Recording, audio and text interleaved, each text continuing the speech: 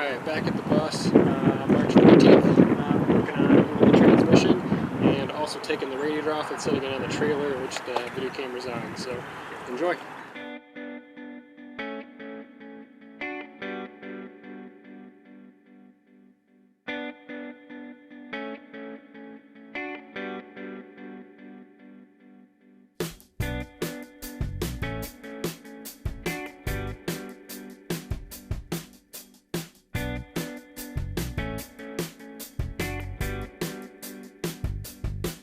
Alright, so I have here, this is the transmission.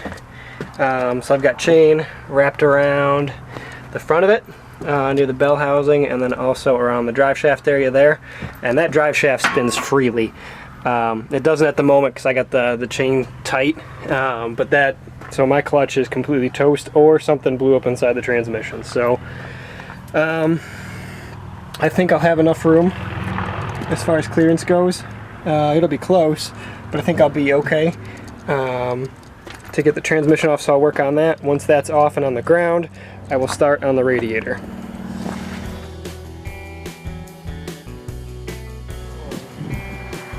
Alright, 1 volt, top of the drive shaft, or the bell housing.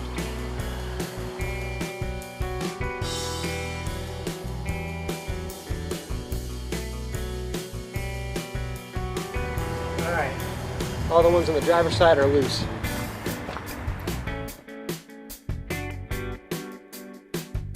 All of them are loose. Yes.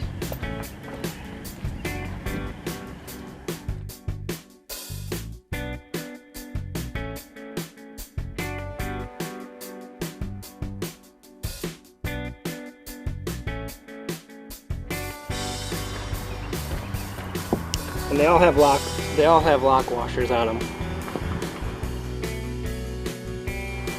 And the transmission is off.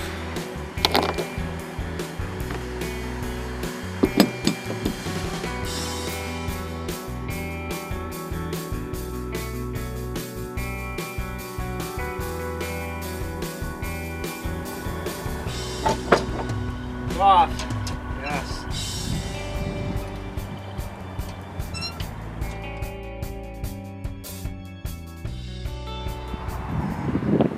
So it's been almost a year since I actually drove this home. I just pulled this off. It still has the smell of burnt clutch. It's not nearly as bad, but you pull it off and just the fumes a little bit. I don't know if that's the asbestos in the clutch or what that is. But let me finish here and I'll show it before the sun goes down.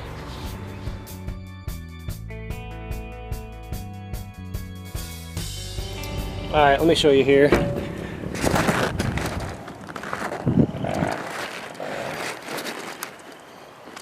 So here's the transmission hanging from the engine, engine hoist. So for some of you too that want to know, so the Scenicruiser has a 4-speed Spicer transmission.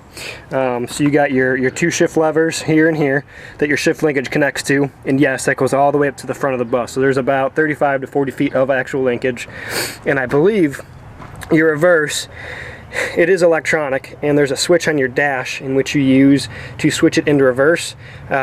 So you're in first, you hit a switch, and then you hold your clutch in, shift to second.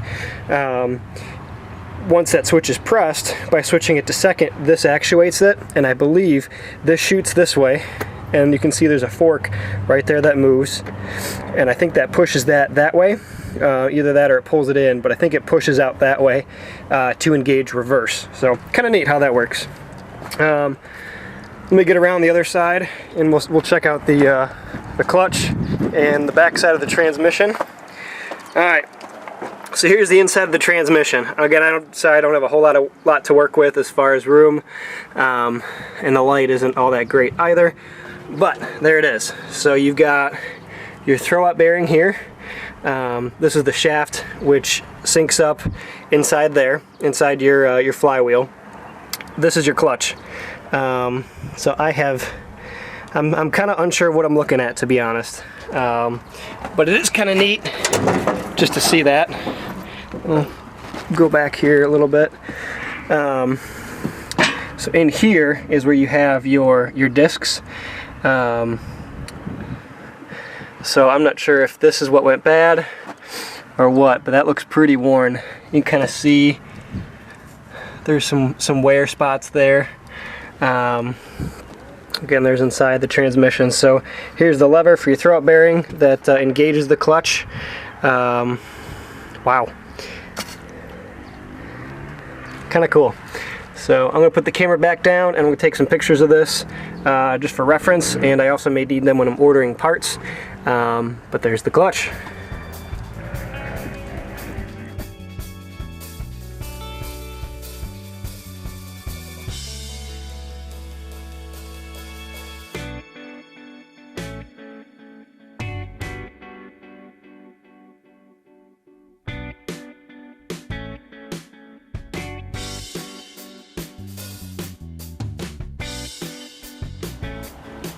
Okay, so I think I was wrong on the transmission. I think that solenoid moves it in towards the transmission, not out.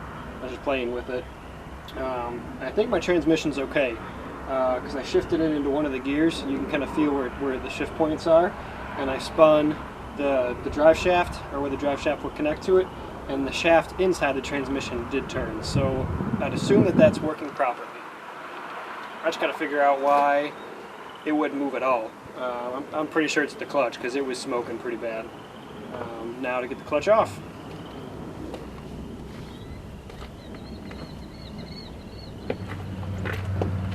Actually, while it's still light out, I'm going to actually tape off my intake on my engine. I never did that. I had a tarp over it, so I was okay, but I'd hate for an animal to crawl up in there, or bugs or something, so I'm going to do that quick. So what I'm going to do to tape that off, I've got some shopping bags, or I think one shopping bag inside my truck, so I'm going to grab that and then just use electrical tape to tape it off.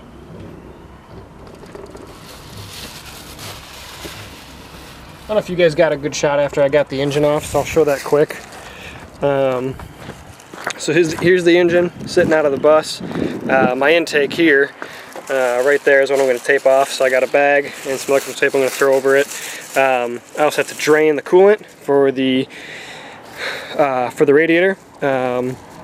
There's nothing in the high line, but in the low line, right here, there's connections there. There's connections there. I believe that's one of the drain plugs, that square connector. I just got to find the best place to drain the most fluid out. I may set. I've got a couple. I've actually brought an 18-gallon tote, and I'm just going to leave here with the antifreeze in it. Antifreeze is expensive, so I'd figured I want to save as much of it as I can. So I'll work on that here eventually. I may get the clutch off first, just so I can start looking into getting parts for it. But I need to get the radiator off as well.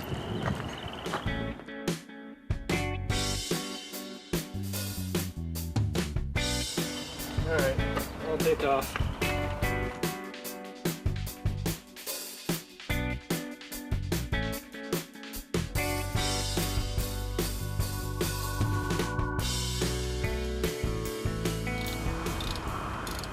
Working on the bolts right now for the clutch.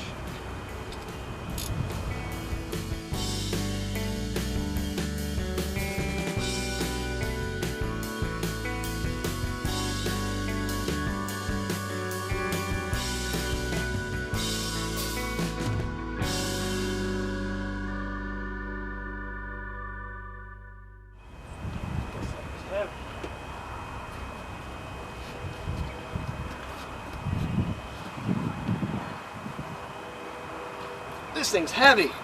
Holy cow. Alright, so here's the clutch. This is the friction side. This is the side I just pulled off. I can get in the light here. That's heavy. Wow. The parts of the clutch that just fell apart.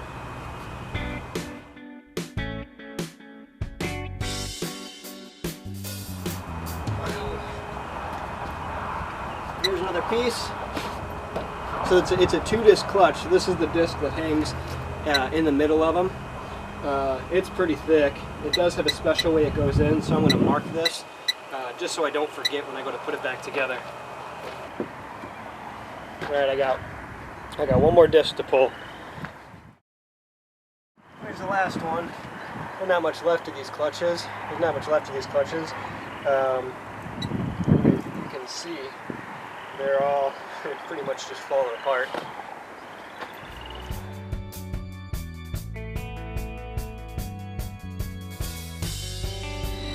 Sorry, I know the beeping's annoying. Alright, so looking at my flywheel, I'm not sure if I need a new flywheel too, if the surface needs to be resurfaced, or if I just need a whole new flywheel. I know the big metal discs inside do wear, but I'm not sure how much. I think it's just the clutches. But I'll find out. I'll update on my next video what I did. I may also, I know it's getting darker, but I may also pull the radiator. I know the beeping is kind of getting bad, but again, this is just a time lapse, so you won't hear the beeping once I speed it up. But anyway, making progress. This is good.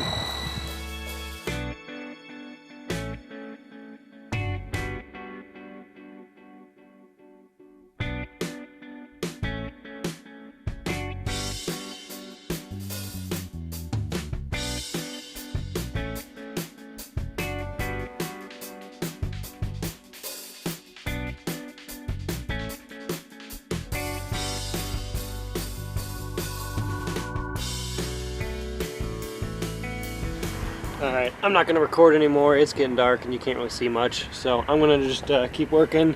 I'll update you guys later. It's pretty simple what I'm working on with the radiator. I already got the bolts loose and I did that yesterday when I came out here. Basically, like I said, just drain the radiator fluid out of those hoses that I showed. And then pull the upper and lower. There's one air line that controls the shutters on the radiator that I got to take off. I actually have to rebuild that air solenoid. It does not work anymore. It'd be nice if it did, excuse me. But I'll go ahead and work on that. So anyway, thanks for watching. Have a great evening.